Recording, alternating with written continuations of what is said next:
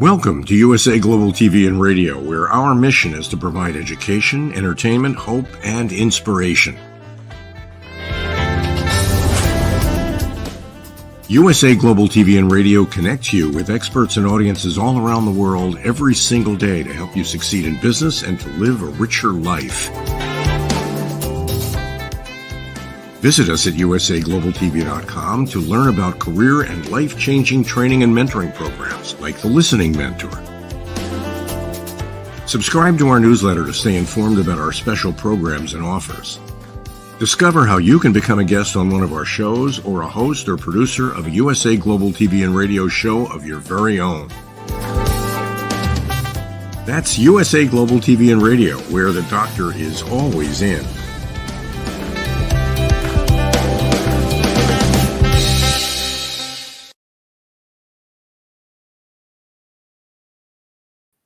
Hello, good morning, good afternoon, good evening, wherever you are in the world. For me, I'm in the UK and it's good evening. It's really late, it's midnight in the UK. A very warm welcome to our USA normal followers and our new visitors and our new people on the platform tonight. And an extensively warm welcome to our viewers on E360 TV. We are USA Global TV in partnership with E360 TV. I am excited to share with you our show tonight, which is a Woman's Prerogative, Part 2. We have already had part 1 tonight, and I was part of that show, and we had quite an exciting show. We took the subject in many different places, and our subject tonight is the glass ceiling shattered in corporate leadership, episode 84. So let's explore this topic, because who knows where it's going to go tonight. And with me tonight, I'm going to bring on the lovely Mariska Dupree. But before I do, I'd like to introduce myself. I'm Caroline HEWARD. I'm known as the Harley Streets Stress Expert, and I help people literally bust through their stress. And I'll tell you a little bit more about what I do in a moment. So let's bring on our wonderful guest, Mariska Dupree. Come on in, Mariska. Hello, Caroline, and hello all our wonderful watchers and listeners all over the different platforms where you guys can catch us. It's very exciting to be here. For me, it's midnight. What time is it there for you in New Zealand?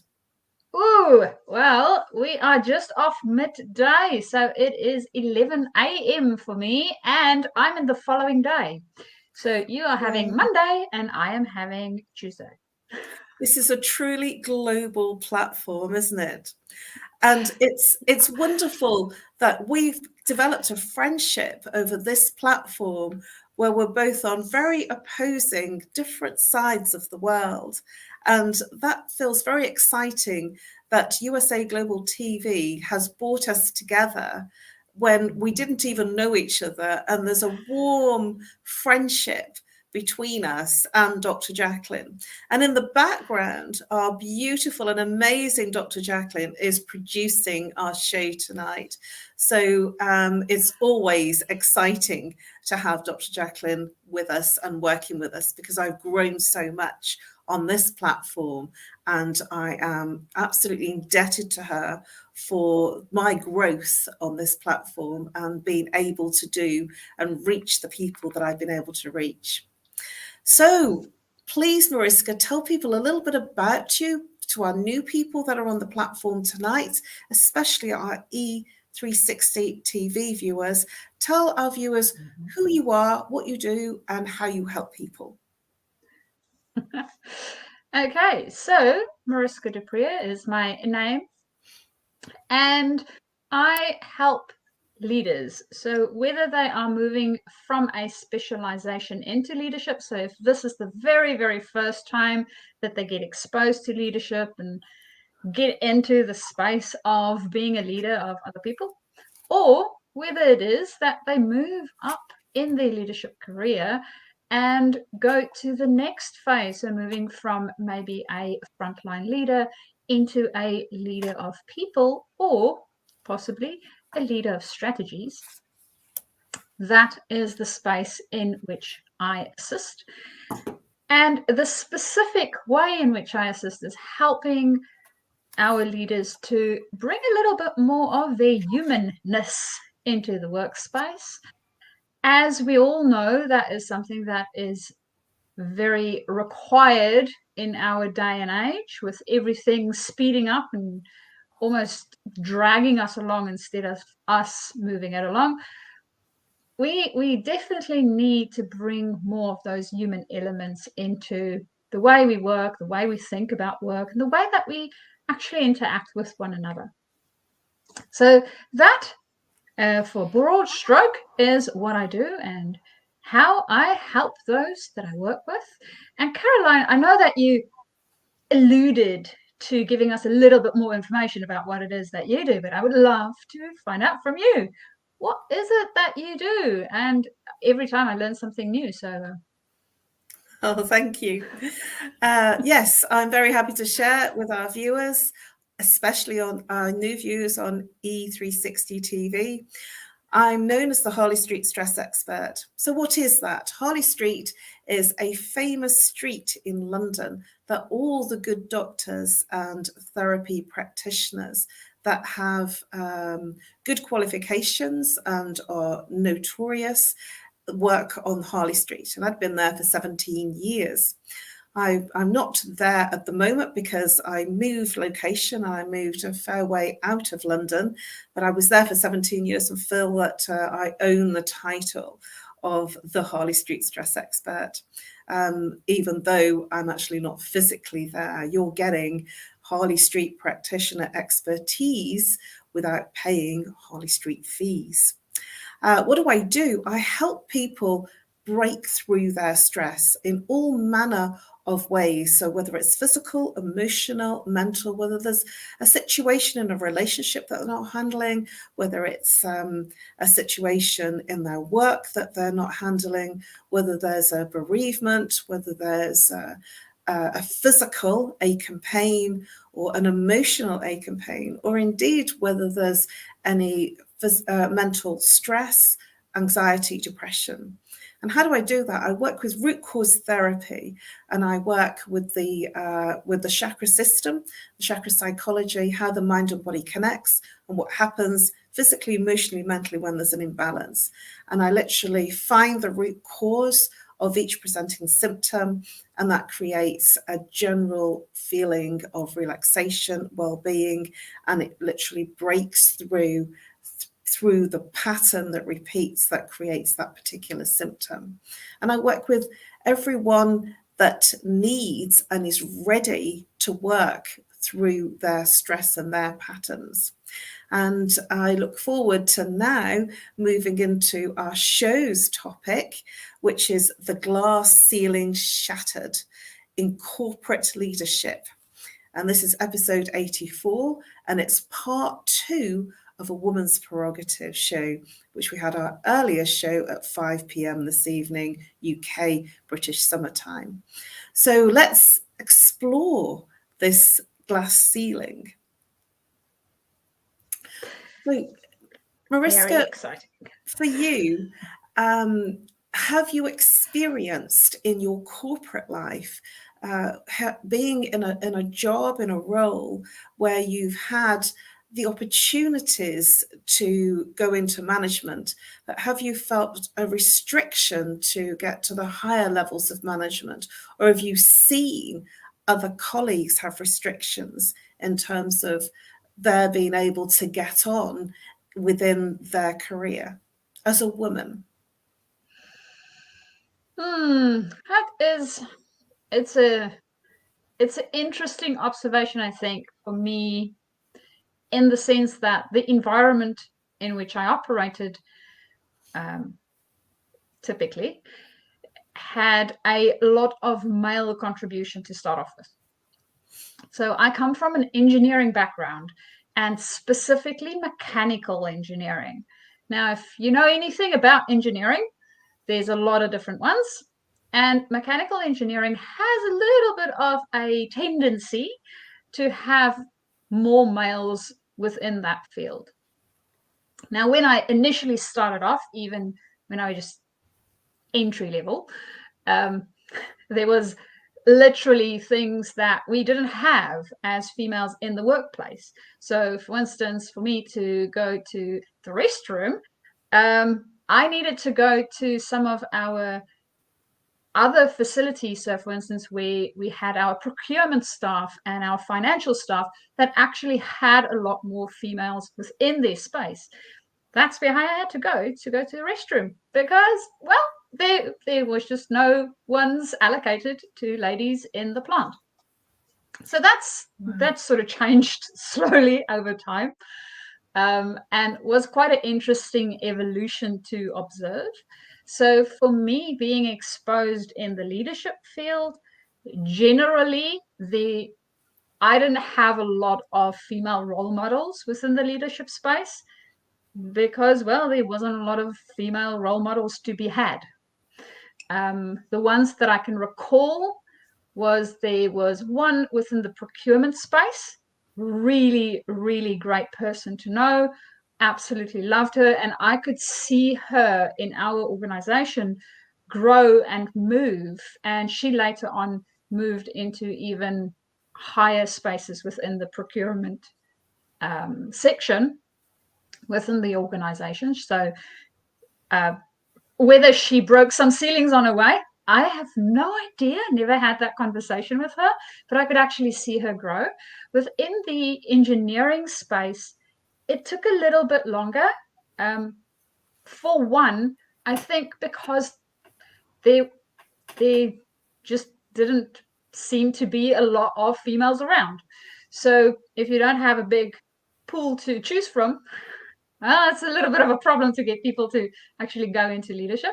I do remember very vividly that during the time that I went into my higher leadership within this space, we had a little bit of a drive, a focus around how we can actually empower and enable ladies within the engineering space to help them grow their career, whether it be in a specialization side or whether it be in the leadership managerial side.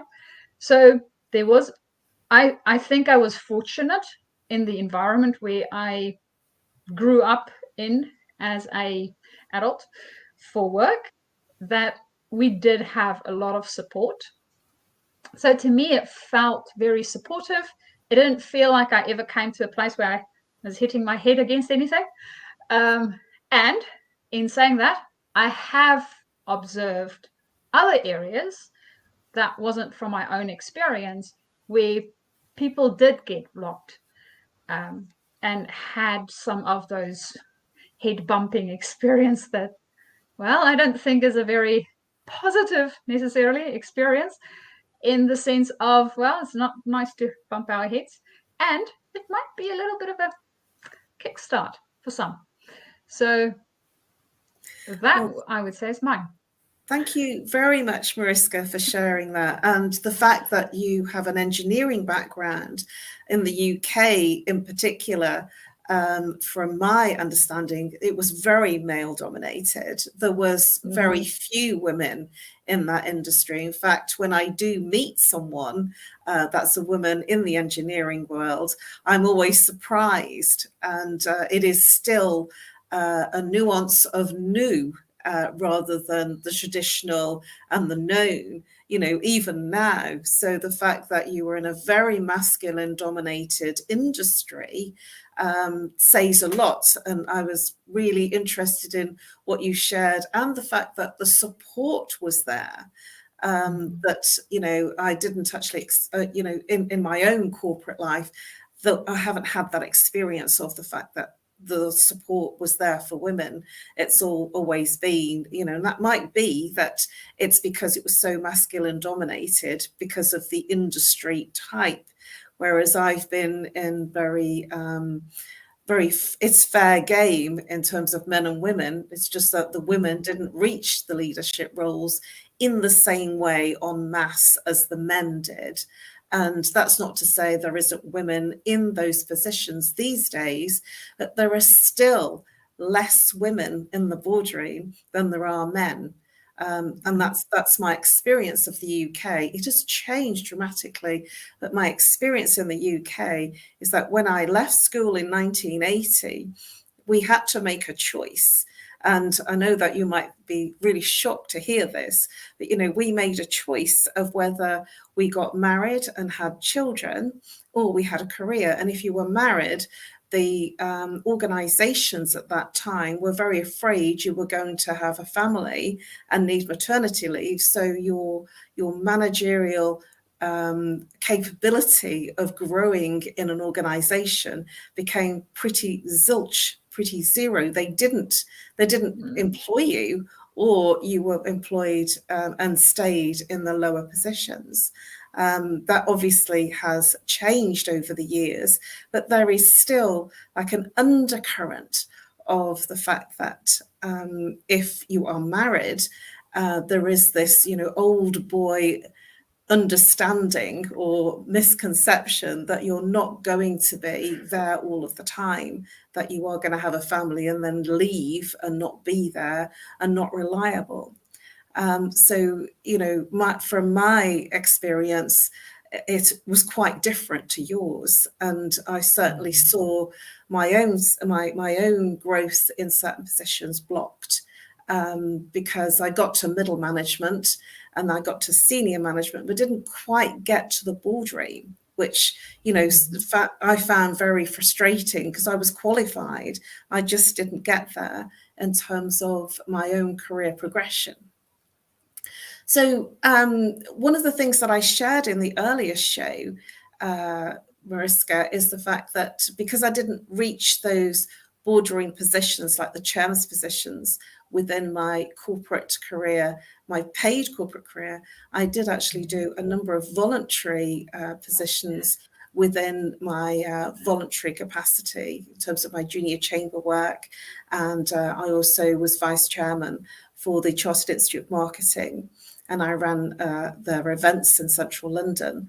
And I was reporting to the chair, so I was sitting on boards, but non-paid, you know, so I was actually gaining some experience of being on a board, but not paid. Have you had any experiences of doing that kind of thing yourself? Ooh, board-wise, not quite. I think the closest, so yes, leadership within the volunteering space, definitely. So what I'm doing at the moment is within the ICF, so the International Coach Federation, we have all sorts of different chapters. So we have regions where you have a whole bunch of different branches that sort of groups together under that region. And our region here in the New Zealand Australia region is the Australasian chapter. So I'm part of that chapter. And in New Zealand, we have one branch now established. We used to have 3. So initially we started out with 3. Now, if you have never looked at New Zealand on a map, I know we are very small and we're sort of hidden here at the bottom. But if ever you want to go and look at New Zealand on a map, it's a very long, narrow sort of country. And we consist of 2 islands, basically. So the initial thinking around the branches were, well, we'll have one in the South Island, we'll have one sort of in the middle, and we'll have one towards the top. So that should cover all the coaches. And what we have found is, of course, people can self-select. So they can choose which branch they want to belong to. And of course, people on the South Island chose to belong to the North Island, and the northern guys, the South, and so forth. So what we ended up doing was combining all of them into one in order for us to be able to actually give a better service and build a better community for the whole country, because of geographically the way that we are laid out.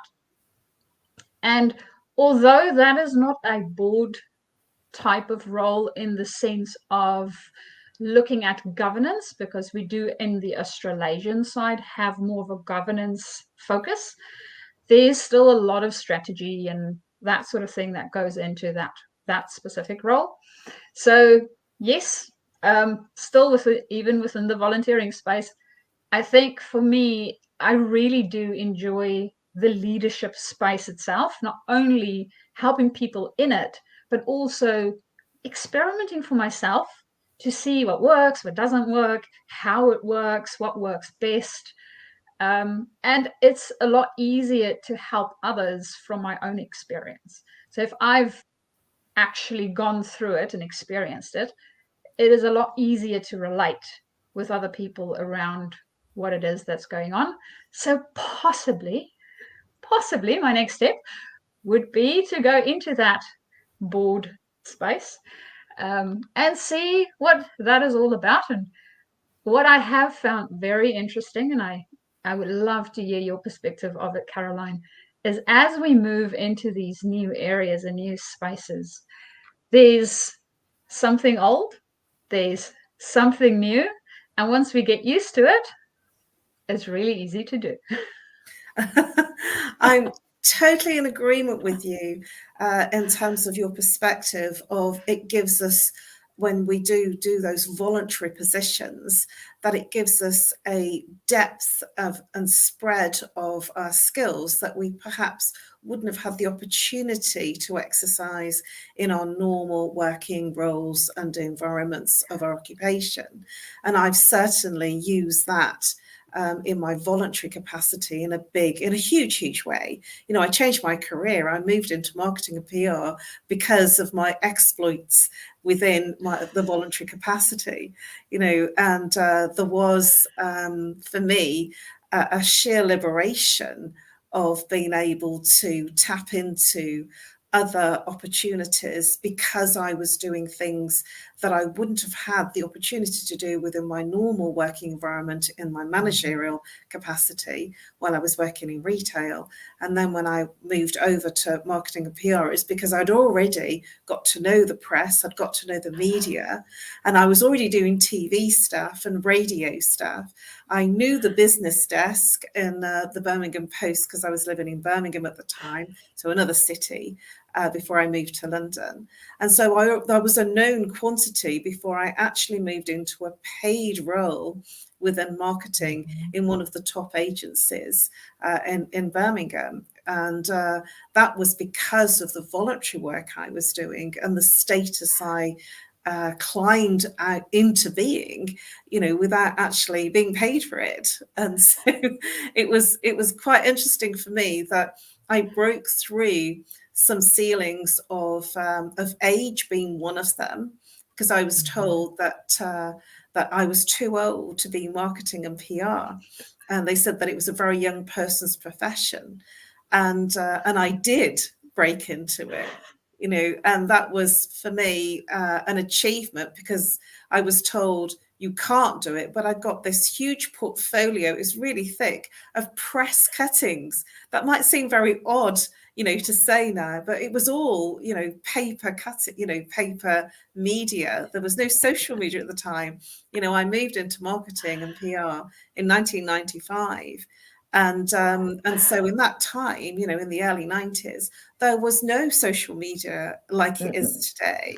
So it was about getting coverage in newspapers and coverage on radio and in TV. So I was quite used to, that was the way that I worked. And so I was already a known quantity without being paid for it. So it was very easy for me to break through that ceiling of age, of discrimination, because I was known. And that to me felt very enriching, because it was something that I never ever would have got a chance to do if I hadn't have joined the voluntary organisations that I did and had the opportunities of doing things. You know, when I joined Junior Chamber International, I joined the Birmingham chapter, which was, you know, you were talking about joining different chapters in different cities. It's an international organisation. And it was the largest that there was in membership at that time. And I joined them and I said, this is a really great organization. We need to shout, tell the world, not just tell our neighbor or our friend. You know, I want to tell the world. And they had this newsletter. I said, I don't want to do what's being done. I actually want to do something different.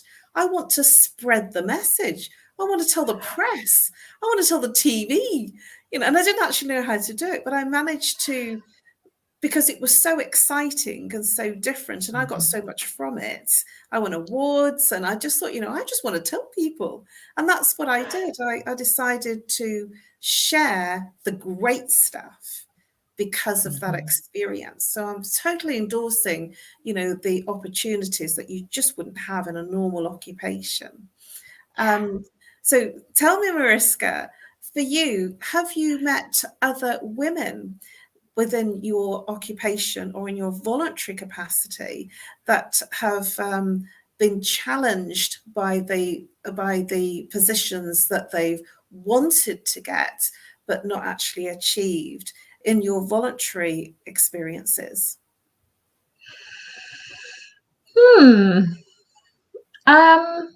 I think within the volunteering experiences that I've observed, no. What I have observed is, and it's, I really appreciate you sharing this path that you took. It's sort of a backdoor entrance into a, you know what, I'm not going to be hitting my head on the ceiling continuously and just hurting myself. I'm going to find a different way to approach this. And doing that and almost, well, breaking through / circumvent the whole ceiling story. So really, really appreciate you sharing that, because I think for me, what I've seen with most of the women within even the engineering space is that is a thing that a lot of them, there's some way that they did that. And it might be that they got buy-in from a lot of other people, or they made themselves known in a specific space that they wanted to move into, or even got lobbied with others within that space to help them into that. And it doesn't need to be that we only lobby with other ladies within that space. It's also lobbying with everybody in that space, literally. So that to me, I really appreciate that piece of it. And I think to a degree, some of the ceiling is made out of our external environment. So for instance, moving from South Africa to New Zealand, I found the engineering environment quite different. It's set up in a different way. The way that they interact with certain things are different. So in South Africa, there's a specific structure within the engineering field, and you can sort of see, okay, so these areas, this is sort of the qualifications that the people would have and experiences that they would have and all the rest of it. Whereas in New Zealand, to me, in any case, coming from outside, it felt very jumbled. So I needed to figure that out first. And I think that's the case for each and every country. So as you mentioned, in England, there might still be places where they have not moved with the times, so to speak, and they are very much ingrained in the old way of doing things. And it's not necessarily only countries, it's some industries or some specific organizations that has those type of problems. And then deciding whether that is actually a place where we want to stay or not. For me personally, in New Zealand, I found, unfortunately, a place where they did get a little bit stuck in time, and tried to help them evolve. Now, you can bring a horse to water, but as the saying goes, we cannot make a drink. So I tried as much as I could, and hopefully there was some positive influence with the people that I work with that help them to move and think a little bit different around what they're doing and how they're interacting in certain things. And for the bigger organization as a whole, came to the conclusion that that was maybe not the ceiling that I wanted to break. Because to me, the impact that it would have had versus the effort that it would have taken was minimal. So I didn't see the reason for actually banging my head till it's bloody on a ceiling that realistically I didn't want to break that bad in that space, and rather move into a space that made more sense for me. So I think that's also almost a discernment that we need to take with us when we go into these areas, because yes, it is environmental and it is also in us. A lot of the ceiling blocks, so thinking of that glass ceiling as a jigsaw puzzle, some of the blocks is environmental blocks, and some of the blocks are actually our own internal blocks that we've put in place. And we can get through those internally if we want to. And if the organizational blocks are still then a barrier, maybe not a good place to be. So, Caroline, I'm wondering, looking at your journey throughout your time in corporate and now not in corporate anymore, and mentioning that there's different types of ceilings.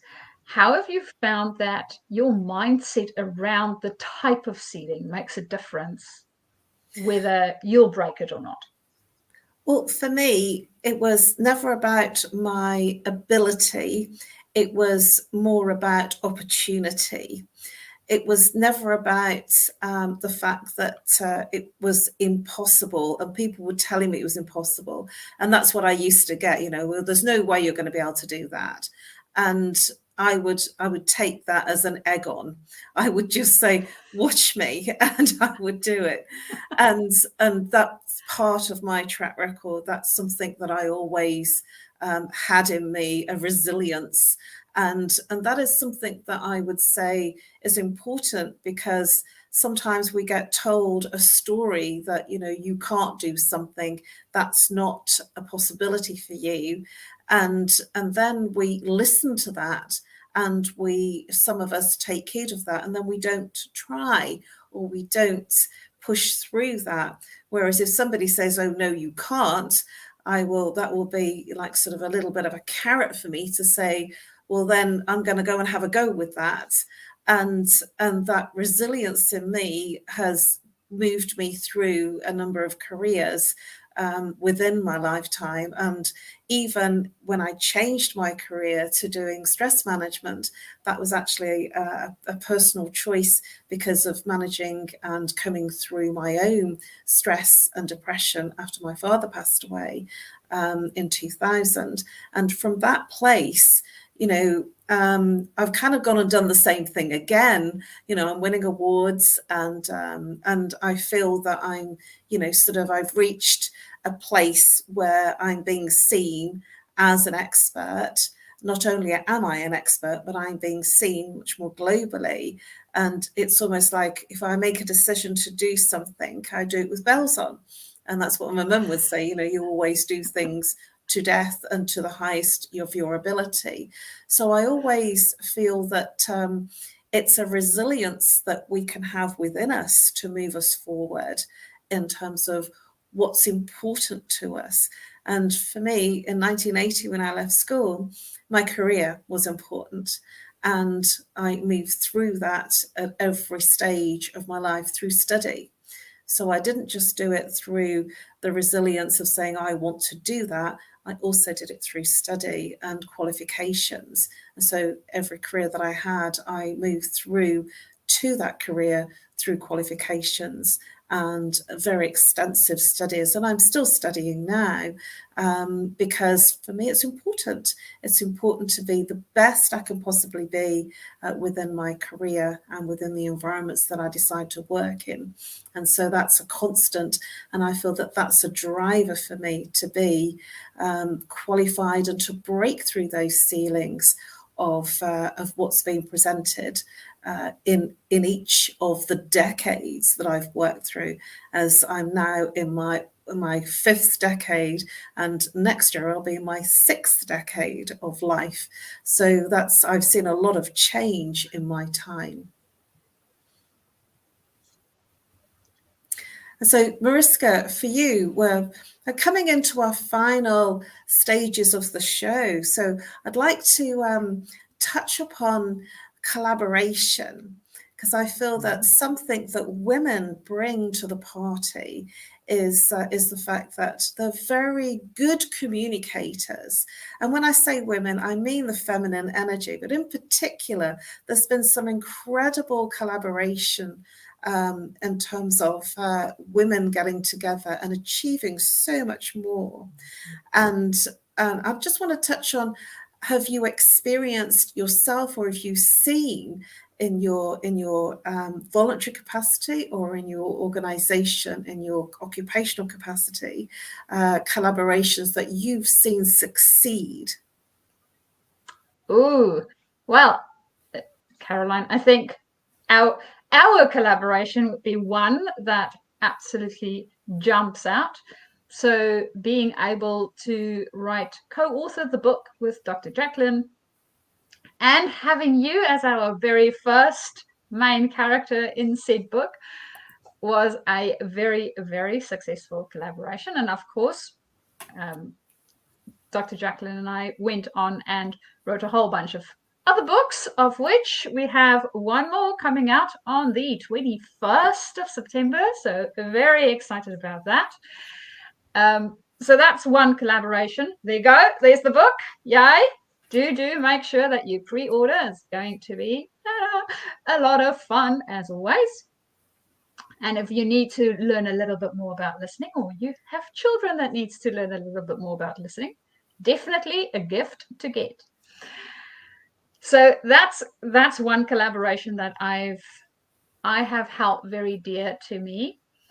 And then I'm also collaborating with another coach friend of mine, and we have a course for small business owners that we have assembled, and we're actually launching it. So we're starting with our very first session on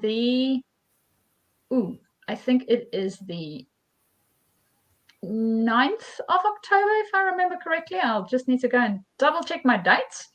So it is a 4-part course, literally, and enrollment is open. So if you are interested in coming and joining, seeing how you can set yourself up as a business owner for 2024, please do reach out. So that's another collaboration that I have been a part of and I really, really enjoy. And I have also seen a lot of collaborations, not only on this platform, where Dr. JACALYN has collaborated with a whole host of the people that's on this platform, also between the people on the platform and out in the world. I have also seen that when we come together under a topic that we are really passionate about, there's a special sort of magic in that. And when we have that, and people start to share ideas and be open and creative, wonderful things happen. So doesn't really matter your preference in sexual orientation. If there is an idea and creativity space wherein you can share with others and build on it, it is fantastic to do that. So, Caroline, other than me and you sharing some collaboration together, what other spaces have you found that collaboration really, brought that extra juices? Well, I have to confess, Mariska, this is one hell of a collaboration. We are here on USA Global TV and radio platform, as well as we are actually on this platform in partnership with E360 TV. Now, that is a huge collaboration, you know, and that is a very exciting collaboration for me, being part of the team of USA Global TV, because this collaboration in itself is massive. And I feel that working with Dr. JACALYN behind the scenes tonight, and you know, sort of with me earlier on today, with A Woman's Prerogative and the shows that we are part of, it feels like a huge collaboration. I would never have been able to access and reach the kinds of people on all the platforms on my own. And so the fact that, you know, Dr. JACALYN has been incredibly mindful in her creative strategy of moving USA Global TV and really treating it as a huge conglomeration of, you know, what's happening is, for the people that are part of the team, we're getting massive coverage and exposure through the partnerships and through the collaborations of each and every person that's on the team. And I find that exciting, because each person that comes together as part of the team, we are with each other, exposing each other. And yes, I quite rightly agree with you that we have had wonderful experiences of the books. I've been the main character of the second series of books, and the main character in the first two books that Dr. JACALYN did, and also, you know, the collaborations of the shows. And I wouldn't have been doing my own Talking Heads shows on a Tuesday if it wasn't for Dr. JACALYN. So this is collaboration, and this is breaking through all the ceilings that we ever thought possible, because one of my ceilings is technology.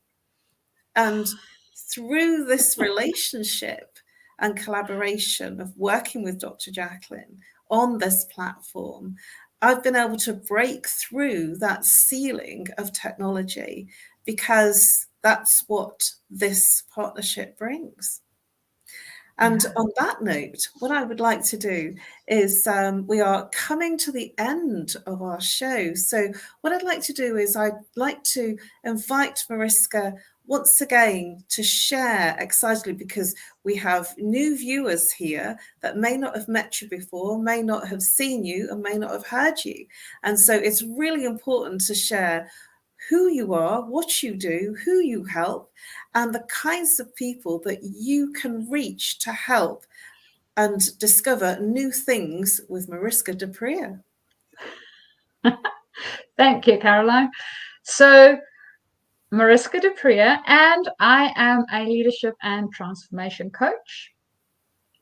When you are in a specialization thinking, or have already moved into leadership, or you are a leader and moving up through your leadership, that is when you can get hold of me, so that we can ensure that not only the transition is easier for you, we also bring a little bit more of a authentic and humanness to that space. So that is the people that I would help and how I would help them.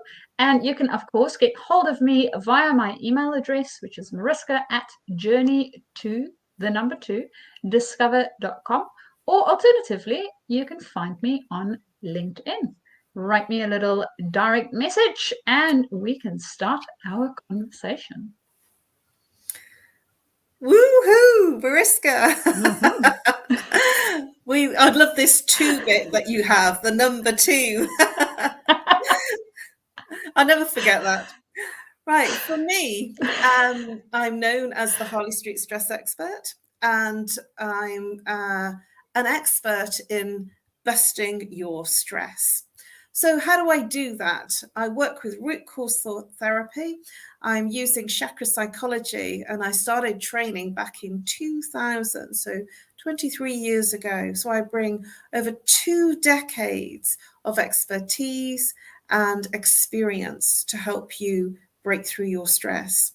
If you have a physical ache and pain, if it's emotional, if you have a problem at work, if you have a situation in a relationship, if you are not sleeping, if you have a situation and a difficulty in a friendship or a partnership or in your business, it's whatever you are complaining about. Some people say they're not stressed and yet they don't sleep, or they ache and pain, and they say, I'm absolutely okay, I handle my stress. A little bit of stress is great for you. And I have something to endorse about that. Yes, it is. But when you are suffering and having challenges with it, this is where I can help you literally break through and bust your stress. I use very, very simple processes to identify the root cause of your stress and help you feel more confident and more relaxed. And I look forward to helping you bust through your stress. You can reach me on nomorestress@live.co.uk, or you can call +44 if you're international. If you're local, 07523 120 189. And I look forward to offering you a free consultation for 30 minutes. And I also offer programs to help you bust through your stress. Thank you very much, everybody. It has been an amazing show. I've really enjoyed the exploration with Mariska. Thank you so much, Mariska, for being part of our show tonight. It's always a pleasure to share the platform with you. And now it is over to our sponsors. Thank you so much, and I look forward to seeing you next week. Goodbye to our viewers on East 360 TV, our USA Global TV viewers, and all of the viewers on our platforms. Thank you, I love you, and good night.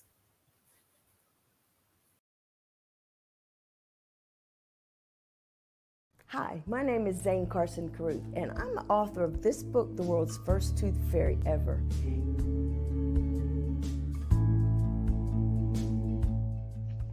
Reading is magic. Studies have shown that reading to your children lays the foundation for greater success in life. Reading helps develop language and vocabulary skills. It helps improve memory, and it encourages curiosity and inspires creativity. The benefits are immeasurable, and as a parent, you'll benefit too. In only 10 or 15 minutes a day, you'll be creating more memories and a bonding experience that will last for years to come. So take time to read to your children. Read them books about things that engage and interest them. Tales of fairies and magic fascinate children, and as everyone knows, the Tooth Fairy is at the top of the list. If your child loves magic, wands, adventure, and what child doesn't, you'll love reading them books from the trademarked series, The World's First Tooth Fairy Ever. Follow along as Abella, the world's first tooth fairy, accidentally starts the tooth fairy tradition. Learn the tricks of being a professional tooth fairy in the book, Abella Starts a Tooth Fairy School. Your child's imagination will soar as you read the adventures of Abella and her magic wand.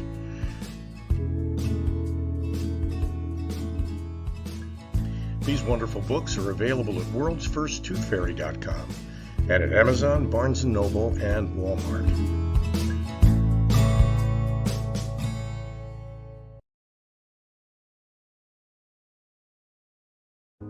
I just can't take it anymore. I am so tired. I am so frustrated and burnt out. Why won't anyone listen to what I have to say? Yet I look on social media and everybody's smiling and having a great time. Meanwhile, I feel totally alone with my world rushing by. Guess what? Great news. You have a choice. You can change the dynamic by learning how to listen at an elevated level yourself through the power of listening educational courses. Can you imagine from where you are today to having a life overflowing with abundance? It's possible. Learn how to listen at an elevated level. You'll have deeper connections, better relationships, and more authentic conversations. Start today. Go to usaglobaltv.com, education, and learn how to listen. We have courses and children's books. Let's work together to learn how to listen.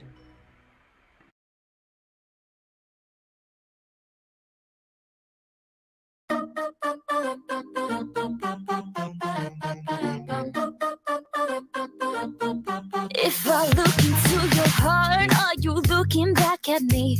Am I everything you want, baby? If my heart was in your hands, would it be for you and me?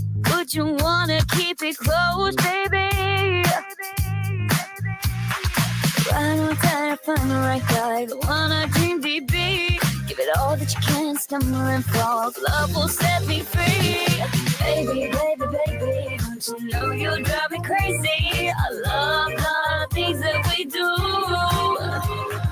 Baby, baby, baby, if you say that I'm your lady, 'cause I can't stop thinking of you. If you told me to my face, you would lie right through your teeth. Would anybody know this is meant for me?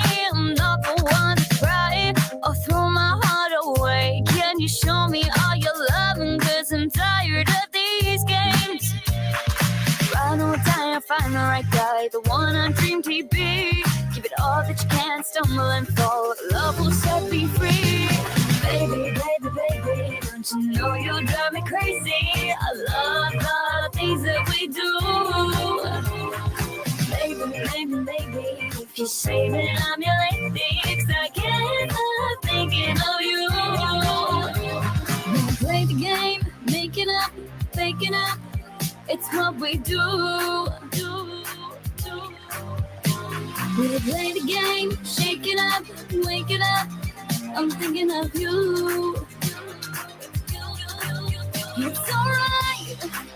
It's alright. It's alright. Reach for the stars.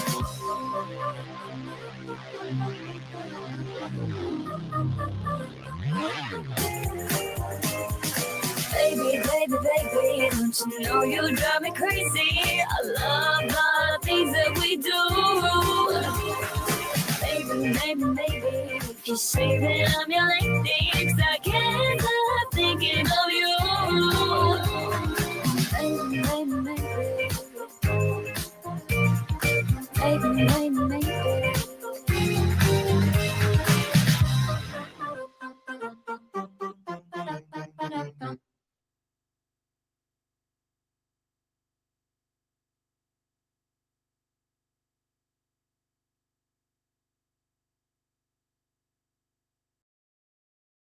Hello everyone, I'm Simon MacDonald. I live in the West Highlands of Scotland, a very beautiful part of the world. Seems a long way from the USA Global TV station.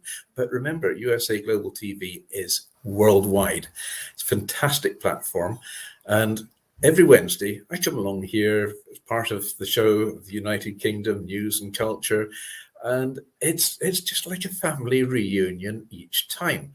It's one of these amazing stations that has such a beautiful, friendly and intelligent atmosphere as well. And we reach out to an audience in the most unimaginable places. And I came here, I don't know, must be over a year ago now. I was introduced by Dr. Philip Chan, and I met Ian Plum-Turner and Helena Chard, who are co-presenters on the show. And then Diane Floyd-Bem came along as well. And I mean, the five of us, Dr. JACALYN, of course, who is our host and our mentor, has just made this show work so well. Tremendous people, lovely time we have, and we impart a lot of information, a lot of knowledge. Nothing's rehearsed. It's all done off the cuff, and it all just gels. And we get great feedback from people coming back and saying how they're enjoying the show. It's lovely to hear, and it's lovely to get that interaction from outside as well. And we're all listeners, and some of us are elevated listeners as well. So we enjoy every second of it, and we hope you do too.